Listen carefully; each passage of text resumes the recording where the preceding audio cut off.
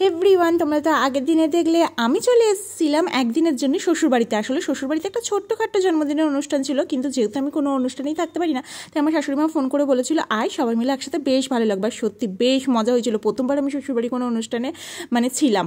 আর এই যে আমাদের পাকা বোনটা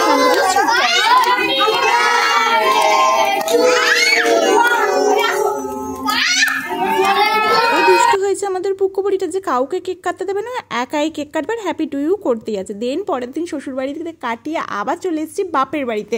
মানে একদিনের জন্যই গেছিলাম। আর দেখি মা নিয়েছে লোটে মাছা হাল, লোটে মাছা ছুড়ে দিয়েছে। আমি ভাত খেতে কি ভালোবাসি। আর এই যে আজকে যাচ্ছি বান্ধবীরা সবাই মিলে একটু আড্ডা মারতে, মানে ছোটোবেলার বান্ধবীরা মিলে।